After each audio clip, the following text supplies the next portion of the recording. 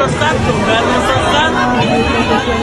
Kami membutuhkan kalian para sumbernya sesat. Yartadda, murtad dia, dan dia termasuk yang halal darahnya. Jangan masuk Kristen karena di dalam Kristen aja banyak manusia jahat. Enak saja orang sekarang mengatakan, lagi acara apa?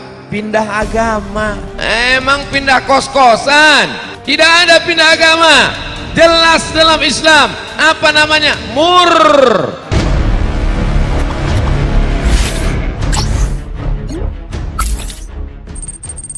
Sungguh sangat lucu, pelaku murtadin bikin ulah kembali. Beberapa waktu lalu ada seorang pelajar membawa salib hingga meneriaki para mahasiswa dengan domba tersesat. Dengan lantangnya dia teriak seraya mengajak. Sesat, sumbernya sesat. Kami membutuhkan kalian para sumbernya sesat. Ayo yang mau jalan ke kuburan. Hai para domba tersesat, saya membutuhimu, ikutlah denganku. Hal itu tentu saja termasuk tindakan yang tidak senonoh dan bukan seharusnya dilakukan oleh minoritas. Mengutip dari salah satu ceramah Ustadz Abdus Somad dengan kebijaksanaannya, hal itu termasuk perbuatan tercela dan terekstrim. Enak saja orang sekarang mengatakan, lagi acara apa? Pindah agama. Emang pindah kos-kosan? Tidak ada pindah agama. Jelas dalam Islam apa namanya? Mur. Wa may yartadda minkum an dinihi. Siapa yang meninggalkan agama ini, apakah Allah rugi? Nih umat Nabi Muhammad sallallahu alaihi wasallam. Nikmat terbesar kita dalam hidup adalah asyhadu an la ilaha illallah wa asyhadu anna Muhammadan. Siapa yang mengajarkan kita bersyahadat? Siapa yang mengajarkan kita tahu nama Allah? Siapa yang mengajarkan kepada kita bahwa kita akan mati dan akan hidup sekali lagi mempertanggungjawabkan segala amal? Yang mengajarkan kita adalah Dia, dan kita bangga, senang dengan kelahirannya. Malam ini kita berkumpul bersama menunjukkan kesenangan atas lahirnya Sayyidina wa Maulana Muhammad. Kebencian itu datang ketika dia naik ke atas bukit Sofa dan dia berkata kepada semua penduduk Makkah, seandainya aku katakan di balik bukit Jabal Abi Qubais yang besar, gagah, perkasa, tinggi, menjulang ini ada pasukan musuh yang akan menyerang kita, apakah kalian percaya? Semua mereka berkata, shadaqnaka, kami percaya karena memang kami menggelar engkau orang yang dapat dipercaya. Seandainya aku katakan bahwa ada pasukan musuh yang akan meluluh lantak, akan menghantam, membunuh kita, apakah kalian percaya? Mereka menjawab, shadaqnaka, kami percaya. Seandainya aku katakan bahwa aku menerima wahyu dari Allah dan aku diperintahkan Allah untuk mengabarkan kepada kalian yang baik-baik akan masuk surga, yang jahat-jahat akan masuk neraka, percayakah kalian? Disitulah perlawanan datang, bukan dari orang lain, bukan dari musuh, bukan dari lawan. Perlawanan itu datang dari saudara kandung, dari ayah kandung yang masih ada hubungan darah.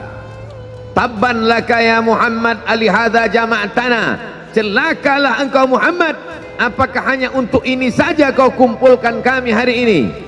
Allah membelanya, langsung Allah membelanya.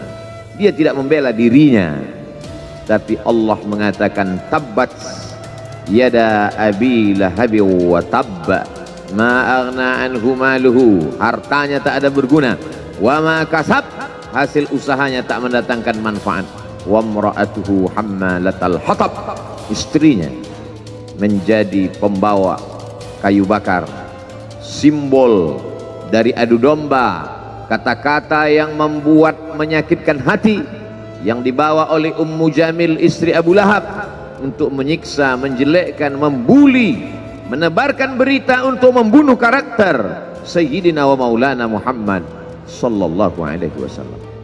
Ini bukti kalau hari ini ada anak muda yang rupawan, yang dermawan, yang disenangi lingkungannya, Tidak ada orang yang tersinggung, biasa, karena Nabi Muhammad SAW juga pernah mengalami hal itu. Tapi begitu kau katakan, aku tadi malam bermimpi bahwa aku mesti hijrah, meninggalkan komunitas peminum khamar, meninggalkan geng kita yang selama ini bicara tentang yang haram, maka disitulah mereka akan berkata, apakah hanya untuk ini saja kita berteman selama ini? Mana persahabatan kita? Apa yang dialami pemuda-pemuda hijrah hari ini dialami oleh Rasulullah SAW 14 abad yang silam.